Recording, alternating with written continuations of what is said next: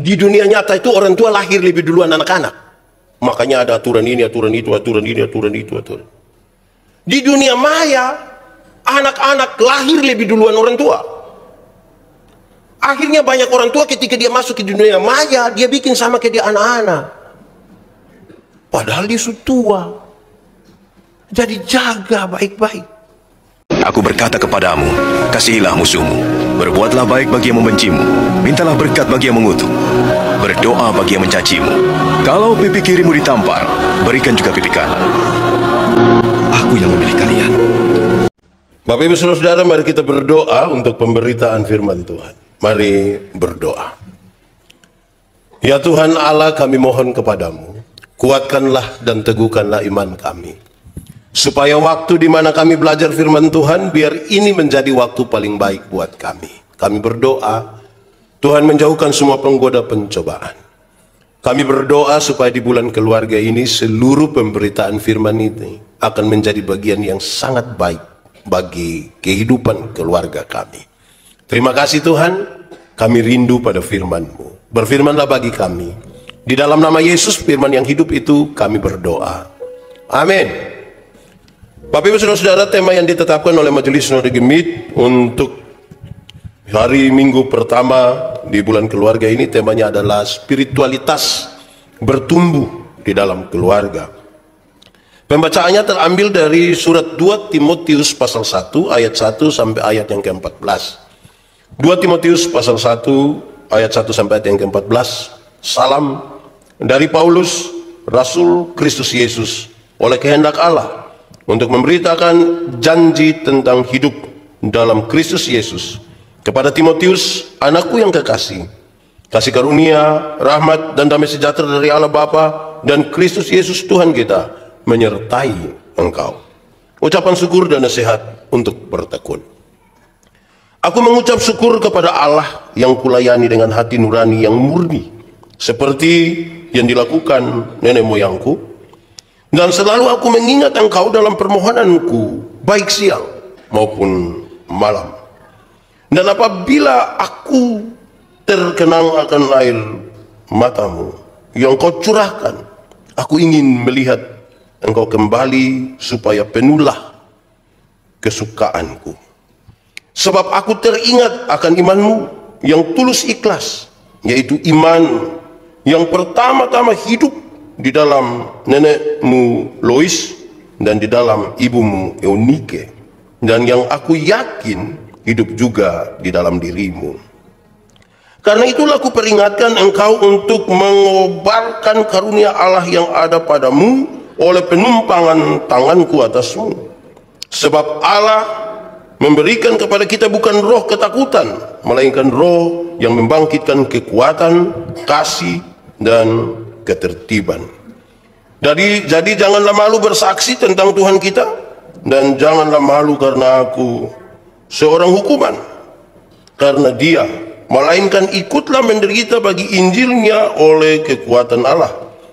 Dialah yang menyelamatkan kita dan memanggil kita dengan panggilan kudus, bukan berdasarkan perbuatan kita, melainkan berdasarkan maksud dan kasih karunia-Nya sendiri yang telah dikaruniakan kepada kita dalam Kristus Yesus sebelum permulaan zaman, dan yang sekarang dinyatakan oleh kedatangan Juru Selamat kita, Yesus Kristus, yang oleh Injil telah mematahkan kuasa maut dan mendatangkan hidup yang tak dapat binasa. Untuk Injil inilah aku telah ditetapkan sebagai pemberita, sebagai rasul, dan sebagai guru. Itulah sebabnya aku menderita semuanya ini, tetapi aku tidak malu, karena aku tahu kepada siapa aku percaya, dan aku yakin bahwa dia berkuasa memeliharakan apa yang telah dipercayakannya kepadaku hingga pada hari Tuhan. Peganglah segala sesuatu yang telah engkau dengar daripadaku sebagai contoh ajaran yang sehat, dan lakukanlah itu dalam iman dan kasih dalam Kristus Yesus. Peliharalah harta yang indah yang telah dipercayakannya kepada kita oleh Roh Kudus yang diam di dalam kita. Demikian firman Tuhan. Berbahagia setiap orang yang mendengar firman, memelihara dan melakukan dalam hidup setiap hari. Haleluya. Haleluya, haleluya, haleluya. Bapak Ibu Saudara, shalom. Sekali lagi shalom. Apa kabar keluarga-keluarga? Saya memulai khotbah ini memberikan izin kepada saudara-saudara kira-kira 5-10 detik merenungkan kembali kita punya keluarga. Ada aman-aman kok, ada baik-baik kok, menyikapi persoalan tuh baik-baik kok, relasi antara kakak adik, suami istri dong ada baik-baik kok. Itu butuh direnungkan lagi. Kenapa? Karena ada seorang, ada keadaan di mana kita terpaksa bisa bersama-sama saja, tetapi ternyata hidup kita sudah tidak jalan lagi bersama-sama. Ada anak-anak yang lupa dipu orang tua, ada orang tua yang lupa dipu anak-anak. Ada keluarga-keluarga yang masih utuh dan ada keluarga-keluarga yang satu dan yang lain sudah saling meninggalkan. Apakah masih hidup ataukah ketika ada yang sudah mati lebih duluan. Renungkanlah beberapa waktu. Baik saudara-saudara, tema kita tentang spiritualitas yang bertumbuh dalam keluarga. Artinya bahwa diharapkan setelah mendengar firman ini kita bisa merasakan, bisa merenungkan kembali apa sih sesungguhnya yang bertumbuh di dalam keluarga kita. Saya mendefinisikan saudara-saudara, spiritualitas itu adalah cara, gaya, semangat hidup yang menunjukkan nilai-nilai penghayatan. Nilai-nilai penghayatan. Karena itu spiritualitas memberikan kekuatan untuk melakukan sesuatu. Cara, gaya, semangat hidup yang menunjukkan nilai-nilai penghayatan. Karena itu spiritualitas memberikan kekuatan, memberikan daya untuk menanggapi atau melakukan sesuatu. Ini serius saudara. Kenapa? Kan semua rumah kan ada masalah. Kalau spiritualitasnya itu bermasalah, cara dia menanggapi persoalan itu berbeda dengan yang spiritualitas baik. Karena semua rumah ada masalah. Tidak ada satu rumah yang tidak ada masalah. Karena saya pun teman-teman yang biasa dorang meditasi sendiri datang, kalau lihat kami dengan istri bertengkar, dong bilang, makanya ke kami, Pak dong kok masa bertengkar? Saya bilang, iya karena kamu tinggal di hutan. Pohon mana yang kas tersinggung engkau? Kalau kita tinggal dari istri, dari anak, dan suami, dan mertua, cara kita menanggapi soal itu bisa saja dua, tambah soal atau kurang soal. Spiritualitas itu kira-kira begitu. Jadi kalau spiritualitas itu kemudian membuat kita menanggapi sesuatu dan melakukan sesuatu, spiritualitas itu diharapkan yang baik. Karena itu saudara-saudara, spiritualitas itu sesuatu yang bergerak dari dalam ke luar, bukan dari luar ke dalam. Saya ulangi, spiritualitas itu bergerak dari dalam keluar, karena penghayatan nilai-nilainya ada di dalam. Dia bergerak dari dalam keluar, bukan dari luar ke dalam. Kalau dia baik-baik tapi dari luar ke dalam, itu dia pun nama pencitraan. Kelihatan baik-baik, bagus-bagus, pi pesta dong pakai baju seragam, berjalan angkat-angkat tangan begini. Itu mau ke status apa? Gitu. Jadi dia harus dari dalam. Jadi itu betul-betul kelihatan dari dalam keluar, bukan dari luar ke dalam. Saudara-saudara, sama-sama kita tahu bahwa Timotius adalah murid atau anak rohani dari Paulus. Paulus utus dia untuk jadi uskup di Efesus. Soalnya sekarang adalah dia masih sangat muda. Anak muda ini akan berhadapan dengan persoalan serius di sana. Pertama, pengajaran sesat. Dia akan berhadapan dengan pengajaran sesat. Cara dia nanti menanggapi ini soal dan mensiasati ini soal ini serius. Dia harus punya spiritualitas yang kuat sekali. Bukan saja itu, saudara-saudara, dia akan berjumpa dengan orang-orang yang merasa dirinya pintar sekali. Apalagi mereka tidak pandang terhadap anak-anak muda. Sudah tua, rasa diri pintar lagi, tidak pandang terhadap anak-anak muda. Anak muda ini akan berhadapan dengan itu. Makanya Timotius menangis waktu suruh pergi. Makanya waktu Paulus menulis surat ini, dia bilang, saya ingat betul engkau punya air mata itu, dan kalau ikut kita pun badan pun mau, saya rindu engkau kembali. Tapi tanggung jawab itu serius di sana. Engkau mesti pergi ke sana. Dalam keadaan itulah, jadi itu bukan keadaan tanpa masalah, itu keadaan penuh masalah. Dan sekarang spiritualitas menjadi sebuah kunci yang serius bagi Timotius. Paulus mencontohkan dirinya. Dia kasih tahu, dia selalu mengulang-ulang, saya Rasul Paulus. Dia mengingatkan kepada Timotius, kalau dia pakai dia punya diri sebagai contoh, dia kasih tahu Timotius, kalau saya Rasul ini Tuhan memilih saya. Saya tidak angkat saya sendiri. Begitupun engkau dalam pelayananmu di sana itu Tuhan memilih engkau. Engkau tidak mengangkat dirimu sendiri. Kalau Tuhan memilih engkau, itu sesuatu yang sangat istimewa dalam hidup. Tuhan angkat kita itu sesuatu istimewa. Dia kasih ingat. Dia bilang sama seperti saya, Timotius. Tuhan memilih. Kalau manusia pilih, kita senang. Ini apalagi kalau Tuhan pilih. Dong pilih kita jadi RT, kita susah senang. Karena ada apa-apa itu Pak RT omong duluan. Jadi itu kita susah senang. Apalagi Tuhan pilih. Dia mencontohkan dirinya, dia kasih tahu. Karena itu ini Tuhan pilih kita untuk pelayanan ini, maka tanggung jawab itu harus ditaruh di depan. Tanggung jawab. Bukan sekedar kewajiban. Berulang-ulang kali saya sampaikan, tanggung jawab dan kewajiban itu dua hal yang berbeda. Kewajiban itu ya sudah sekedar yang penting, kok yang penting, pokoknya, kok yang penting. Nah itu dia nama kewajiban. Tanggung jawab, dia melakukan sesuatu lebih dari sekedar menjalankan kewajiban. Karena ini Tuhan yang panggil sekaligus untuk bertanggung jawab. Dia mencontohkan dirinya kepada Timotius. Dia kasih tahu bahwa ingat, engkau mesti jaga kehormatan. Harus jaga kehormatan. Karena ini Tuhan yang panggil. Tuhan yang angkat engkau. Engkau mesti jaga itu kehormatan. Harus. Lalu kalau kita bicara spiritualitas, saya ingin menyampaikan kepada saudara bahwa spiritualitas itu berkaitan dengan dua hal. Spiritualitas yang membawa kita kepada kematian, dan spiritualitas yang mengarahkan kita kepada kehidupan. Saya ulangi, spiritualitas yang mengarahkan kita pada kematian, dan spiritualitas yang mengarahkan kita kepada kehidupan. Kalau saya bertanya kepada saudara, saudara mau spiritualitas macam apa yang bertumbuh dalam keluargamu? Pasti saudara akan mengatakan, kami merindukan spiritualitas yang mengarahkan kami kepada kehidupan.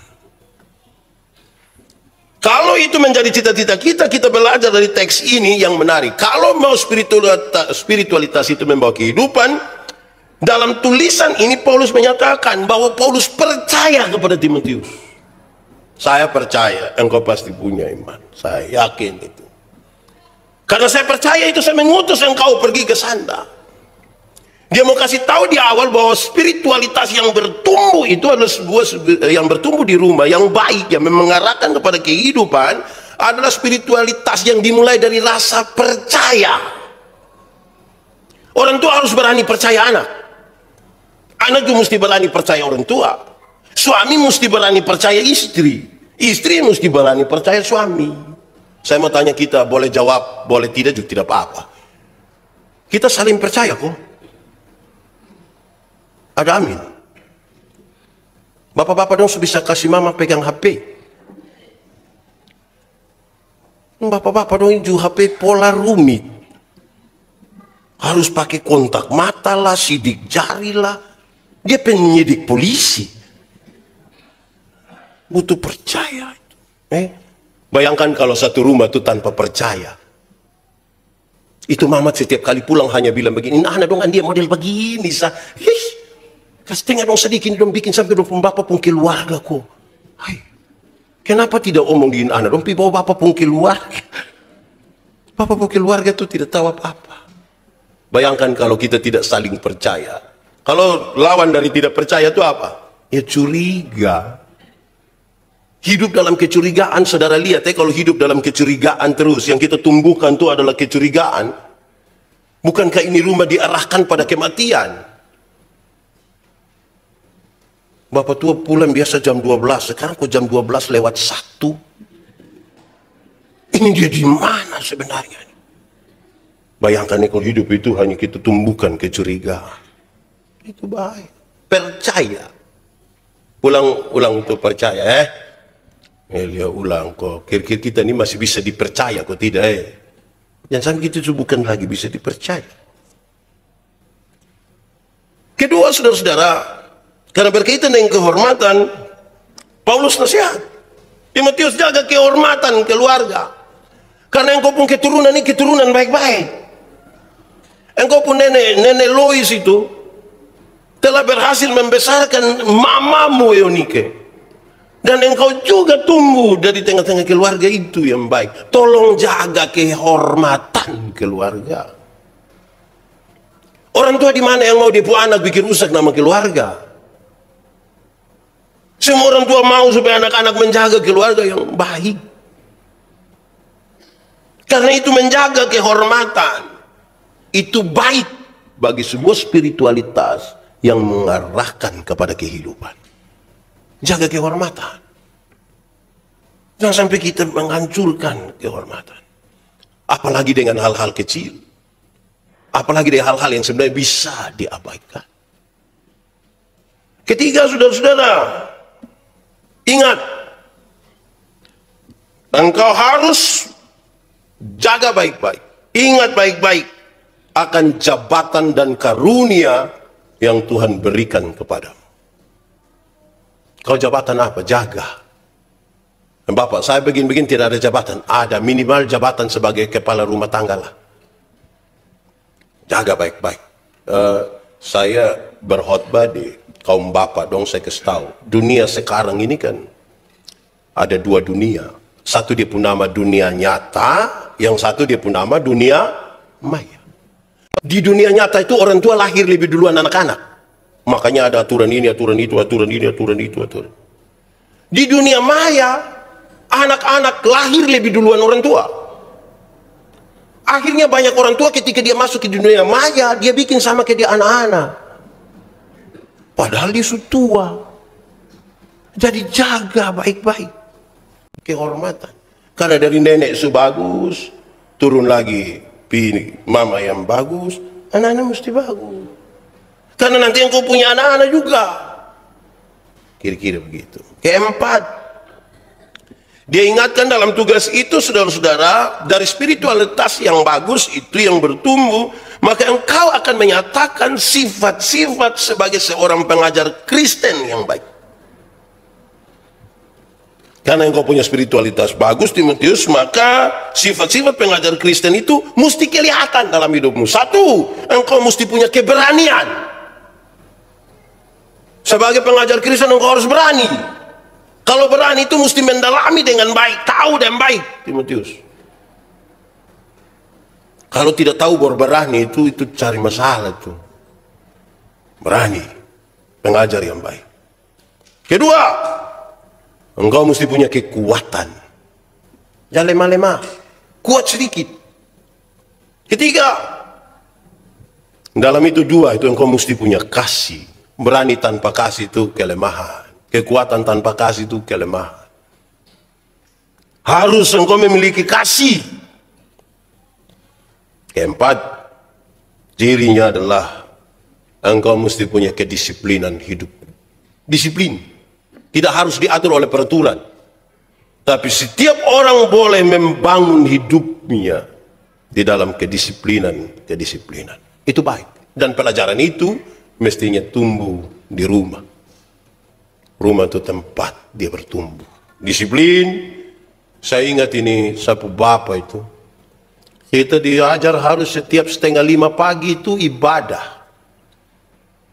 Sudah ibadah lagi, bab tua tidak larang kita mau masuk rumah jam berapa. Pak Yandi itu biasa masuk rumah jam 2. Lalu saudara bayangkan kalau 4:30 bangun ibadah. Bab tua tidak marah, bab tua punya kerinduan setiap kali mau ibadah itu semua muka harus senyum, penuh senyum karena mau menghadap Tuhan. Nah kalau tidur jam 2 bangun 4:30 itu siapa bisa senyum? Saudara kasih tahu saya. Jadi saya pun muka agak tidak senyum ini. Kalau saya senyum saja muka belum terlalu bagus, apalagi kalau tidak senyum. Jadi bab tua tanya, Yandi engkau pun muka kenapa? Bapak ini saya tidur lat ini bapak. Jam berapa? Jam 2. Nah kok tugas negara apa yang terlalu penting anak sampai engkau pulang jam 2. Saudara bisa bayangkan kalau begitu atur diri. Keluar Tempo-tempo pulang sudah, supaya jam 5 bangun senyum. Orang tua dulu itu kalau menyanyi kidung jemaat 6 ayat dong bawa semua. Hui, berdoa ini sebut nenek dong, yang kita juga tidak kenal itu nenek orang. Hampir-hampir dong doa habis itu kita sudah nyenyak. Saya mau bilang saya pun bapak-bapak, jangan sampai salah satu obat tidur tuh bapak pun doa. Karena setiap kali doa habis itu kami tetap saja. Begitu ya.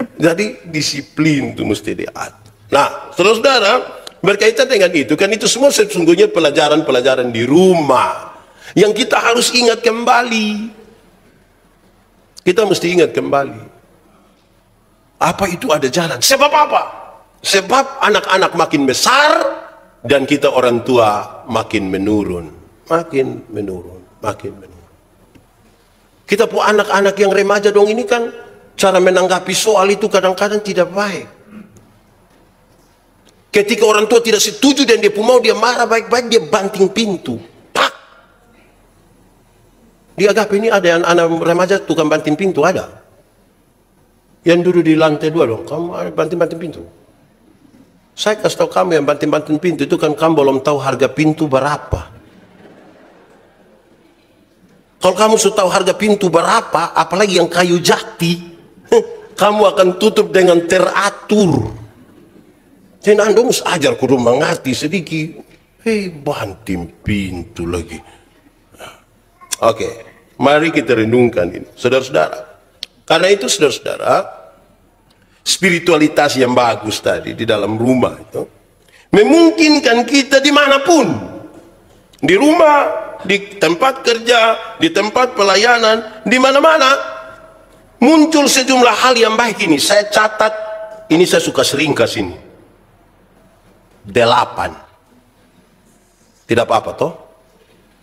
2 minggu lalu 14. Ini baru 8, bisa hafal, pendek-pendek sah. 1. Kekuatan. Kuat yang dimaksud itu bukan tenaga, saudara. Kuat yang dimaksud itu bukan tenaga. Tenaga ini saudara makan, latihan, apa kuat. Kekuatan itu adalah kekuatan hidup, kekuatan hati, kekuatan iman untuk berhadapan dengan sejumlah hal. Perubahan zaman yang serius dan seterusnya.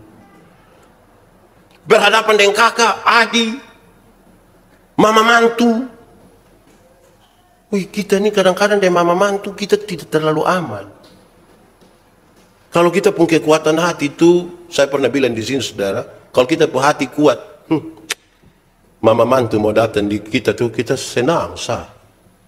Saya bilang kita kerja rumah, kas bersih, tetangga dong tanya, "Woi, sibuk apa?" "Woi, mama mantu mau datang." "Woi, sulama song ketemu ini biar atur babai kasihan ku mama cocok kali baru datang ketemu."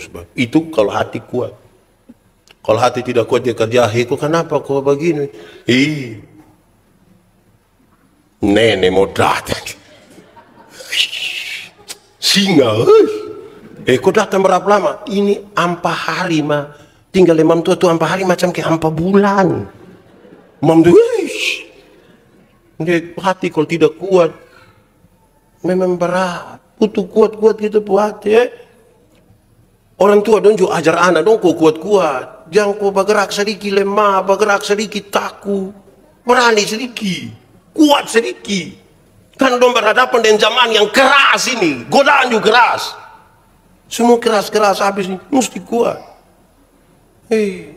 Anak-anak ini, saudara, saya bilang saudara, kasih makan anak yang umur-umur begini, dong ini kan susah dong, balari, kadang-kadang dong pumam, ini anak dong, tidak bisa mengerti orang tua sedikit. Anak umur 1,5 tahun suruh mengerti dia pumama yang 38. Itu. Anak su tidak mau makan, tidak membawa adik makan, adik makan biar adik sehat. Ini bukan kasih tahu begitu. Makan itu om datang, wow.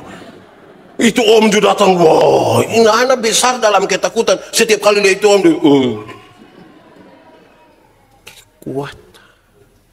Malam-malam anak-anak tidak mau tidur, kasih tahu dia, bapak adik bobo, so ayo adik bobo, bobo, biar besok pagi bangun tempo, ayo. Bobo, papa dan mama sudah capek kerja ini. Ayo, bobo sudah. Adik belum bobo, papa mama bobo duluan, Oh, kasih tahu bapak begitu. Ini anak tidak tidur, dia pun bapak mama sepakat kas mati lampu. Terus bapak keluar dari pintu belakang, pi jendela kamar. Bapak sengaja garu jendela. Dia pun mama sengaja kaget di dalam. Hah? Om ada subobo. Ini keluarga tipu-tipu. Spiritualitas tipu yang kita lagi bangun di ini anak ini. Besok-besok kita sutua anak dong subesa dong kas taku kembali kita. Kok yang kita bangun itu nak? Di sini ada bapak-bapak yang biasa kas taku anak orang. Lebih doa minta ampun sudah. Kan besok-besok anak dong kas taku kembali kita. Kekuatan. Kita tidak selamanya akan bersama-sama dengan orang. Saudara, paling tidak banyak orang tua itu dia mau yang baik bagi dia punya anak. Tapi dia sendiri tidak punya garansi untuk mengatakan dia bisa berapa lama bersama-sama dengan anak-anak. Karena bisa saja anak masih kecil, dia papa sudah meninggal. Dia mama sudah meninggal. Kita tidak punya garansi berapa lama bisa dengan orang. Karena itu memang nilai-nilai ini perlu dibangun.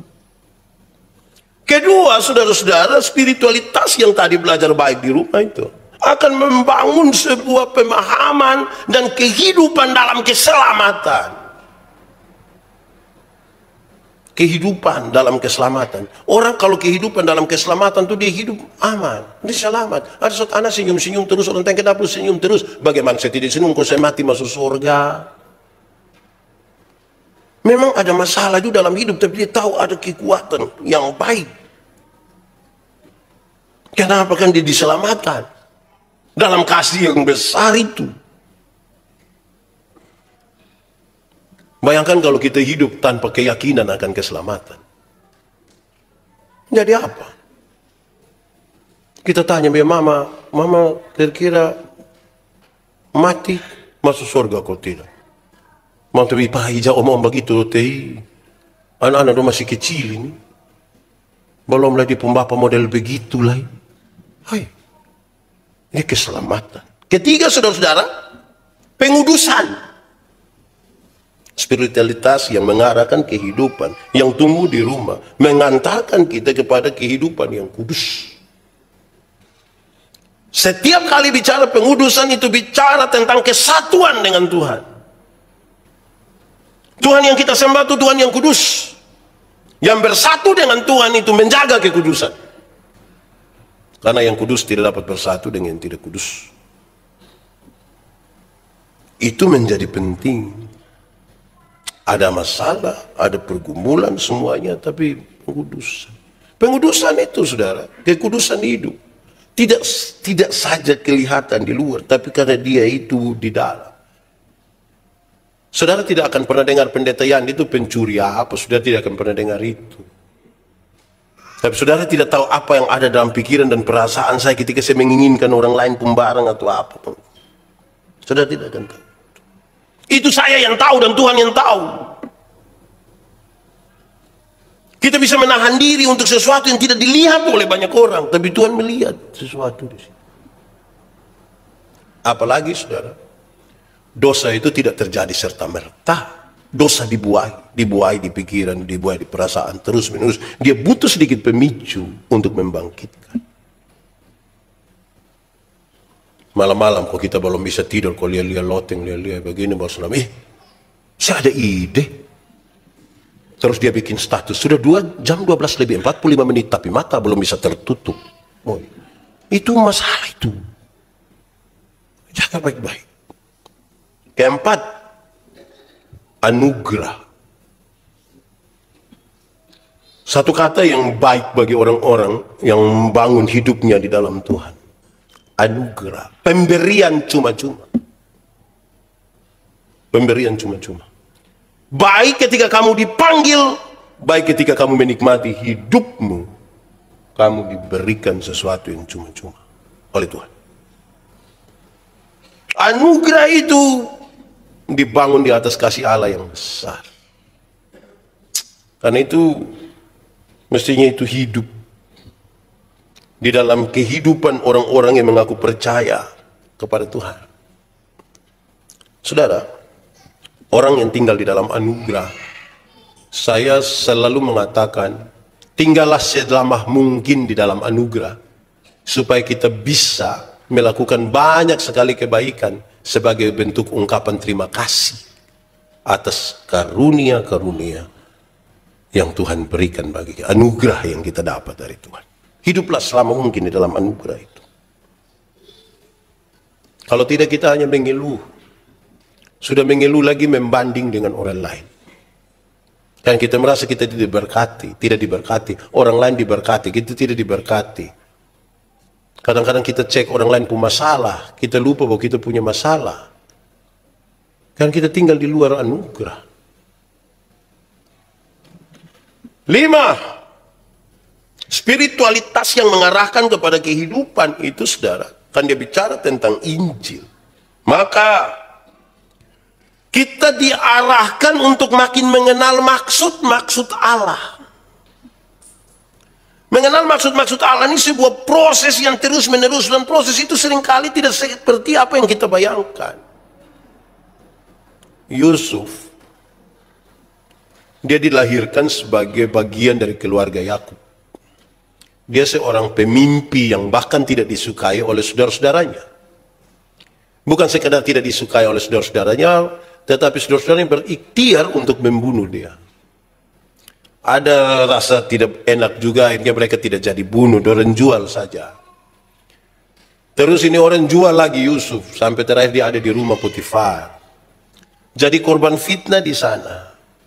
Dia masuk penjara, berjumpa dengan juru minum juru roti. Dia memberi arti dari mimpi mereka. Juru minum juru roti keluar, raja bermimpi, dan kemudian juru minum juru roti kasih tahu. Ada satu orang yang bisa terjemahkan. Yusuf kemudian jadi penguasa setelah Firaun. Dia punya bapak, dia punya kakak-kakak semua pergi karena harus cari makanan di sana. Ketika orang tahu bahwa ini Yusuf, dong semua kepingin untuk minta ampun segala macam. Waktu dia mau membungkuk, Yusuf bilang, jangan. Bukan kamu yang menyuruh aku, tapi Tuhan yang menempatkan aku di sini untuk menolong bangsa-bangsa, termasuk kamu sekalian. Proses yang panjang lebar itu selama mungkin baru dia bilang, ini ternyata ada maksud Tuhan di sini. Untuk memahami maksud Allah itu dalam proses yang panjang dan sepertinya berputar-putar. Hanya orang dengan spiritualitas yang kuat, yang mengarahkan kepada kehidupan, yang akan bertahan pada proses yang panjang sampai dia menemukan apa maksud Tuhan di situ. Yang tidak punya spirit yang bagus itu akan berhenti. Dan dia tidak mau berproses. Terlalu panjang, terlalu berbelit-belit. Apalagi kalau kita bilang, namanya juga kan ini masih di dunia. Kita cuma manusia, Pak. Nah kalau seorang begitu, mau omong apa lagi? 6.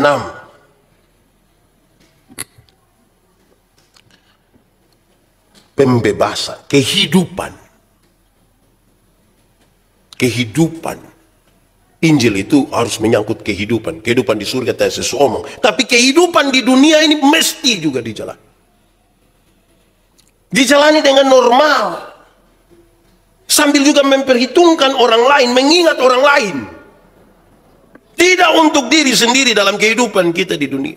Membangun hidup, menghargai keberadaan dirinya. Menghargai orang lain. Itu kehidupan di dunia. Jaga itu. Nanti sebentar saya akan sosialisasi itu terlalu tinggi lah. Suara gembala lah. Kasih tahu saudara-saudara bahwa kepada saudara-saudara sekalian, ada yang ingin bersama-sama dengan Agape untuk kita dapat data dari Dinas Pendidikan, kita punya anak-anak yang sekolah SD itu ada 120 orang yang stunting. Kita diminta turut menjadi bagian bagi mereka. Kasih makanan tambahan dan seterusnya. Sebentar saya sampaikan itu. Saya sudah duluan ini.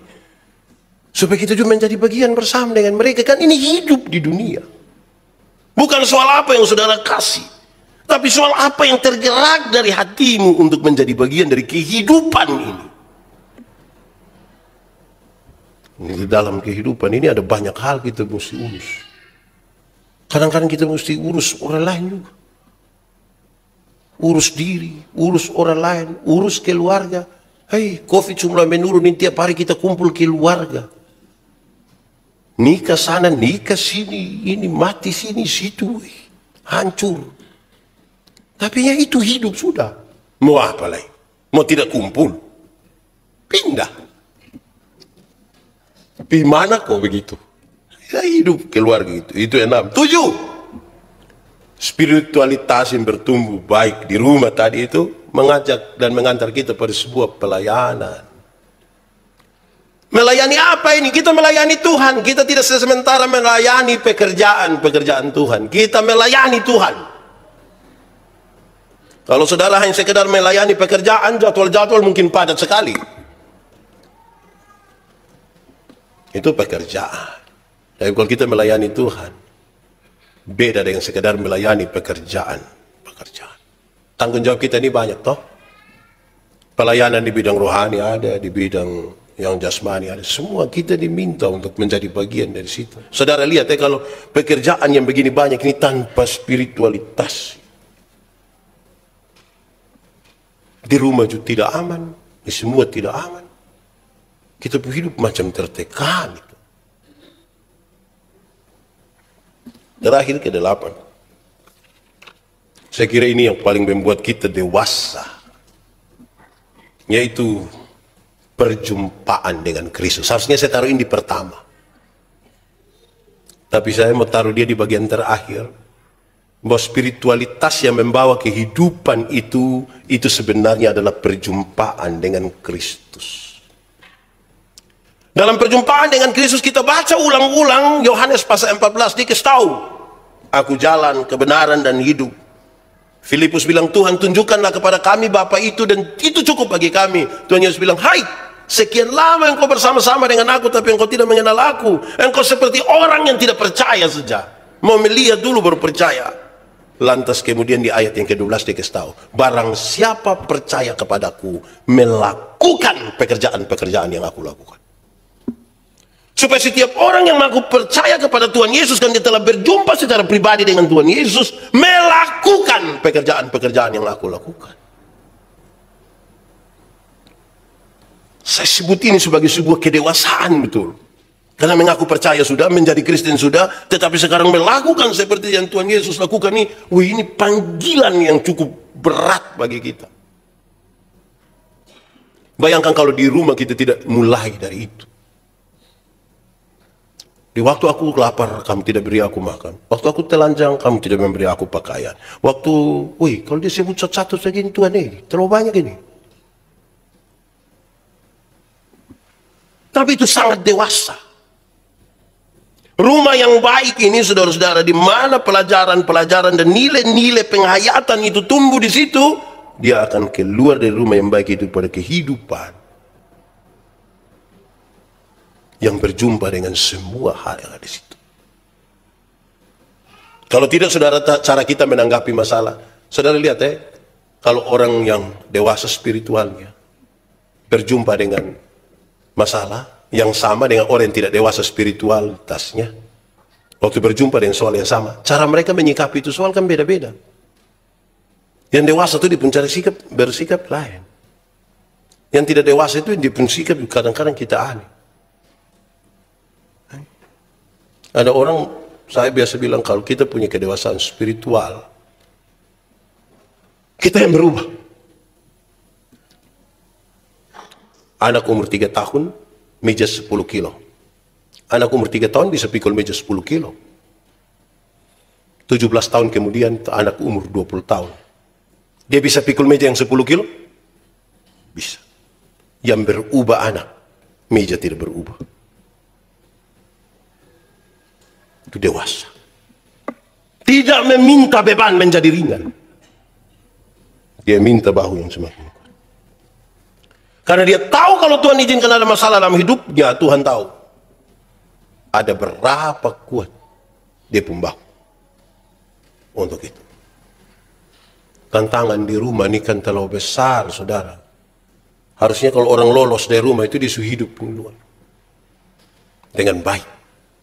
Saya bilang, saudara-saudara, Coba saudara bertengkar dengan siapapun di luar. Tidak apa-apa. Tapi coba bertengkar dengan istri, coba. Itu dia pembebahan itu bisa 6-7 kali lipat. Kan orang di kantor itu kita bertengkar dengan orang, situ kita pulang. Besok pagi lah baru kita ketemu. Tapi kita beda ruangan mangkali. Tapi dengan istri.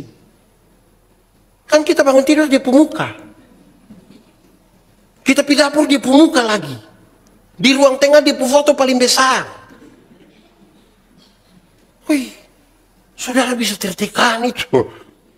Jadi kalau saudara tidak mengatur itu dengan baik di situ, kalau itu aman di situ, beres. Saya kemarin baca satu orang punya foto di dia punya profil apa itu. Saya antara senang, setuju, tidak setuju, lucu. Dan dia tulis begini. Kalau tidak mau menikah dengan istri yang suka mengomel, maka menikahlah dengan kuntilanak. Karena kuntilanak suka tertawa. Hahaha. Oh, saya juga rasa betul Tapi ini bukan angin segar untuk ibu-ibu. Pulang mau mengomel, sudah dengar toh bapak mau dengan kuntilanak. Saya tidak mau begitu. Jangan itu tafsir kasta salah itu. Tapi mari supaya kita membangun ini kehidupan. Tidak pernah kebetulan, saudara. Tidak pernah kebetulan. Kita punya suami ini, istri itu. Saudara kan pernah mengambil keputusan untuk menikah dengan dia, toh? Atau siapa di sini Pak Pendeta? Benar-benar saya tidak tahu Pak Pendeta. Saya tidur-tidur begini, saya sadar, dia di sebelah. Kan tidak begitu. Saudara pernah ambil keputusan. Bahkan keputusan itu begitu pentingnya sampai lebih lama kita hidup itu. Dengan orang, bukan dengan keluarga.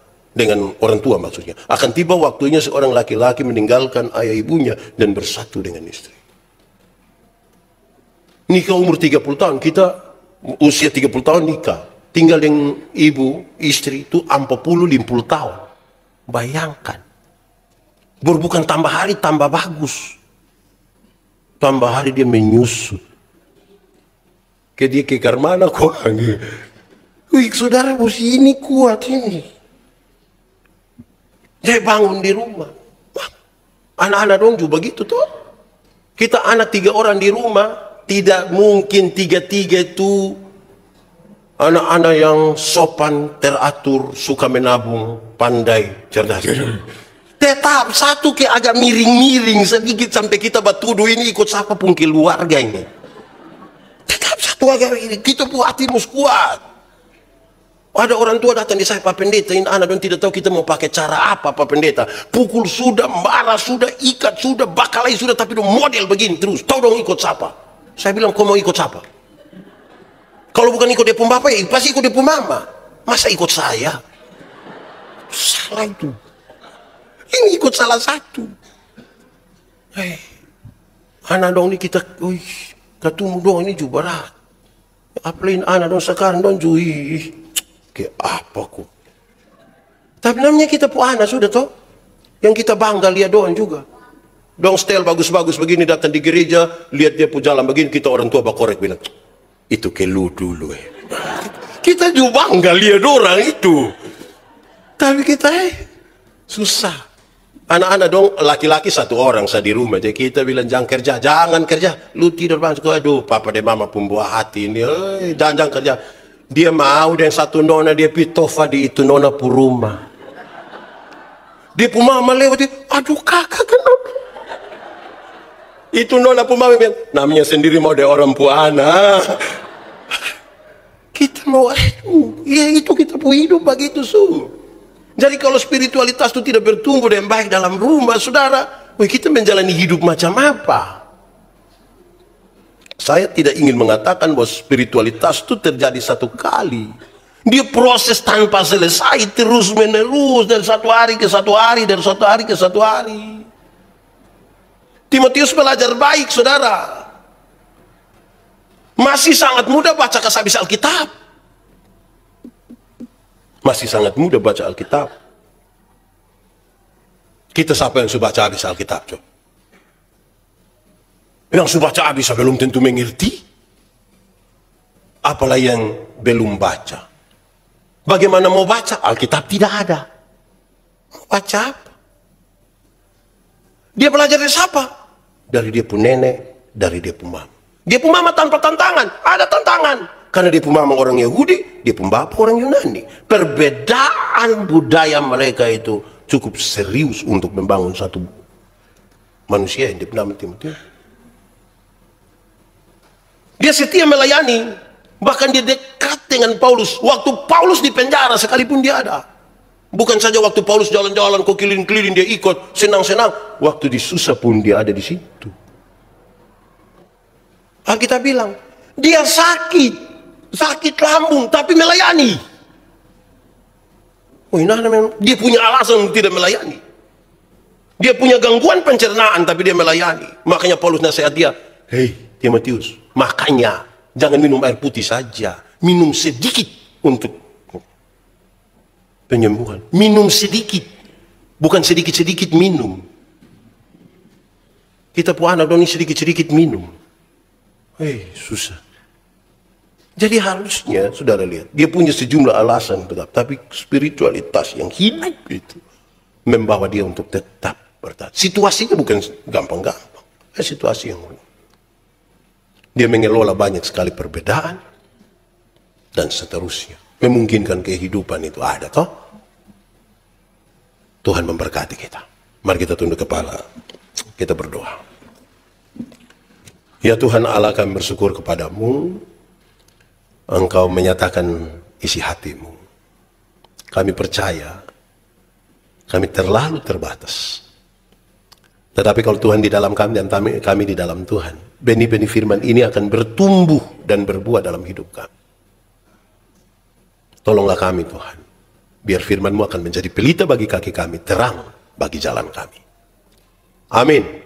Aku berkata kepadamu, kasihilah musuhmu, berbuatlah baik bagi yang membencimu, mintalah berkat bagi yang mengutuk, berdoa bagi yang mencacimu.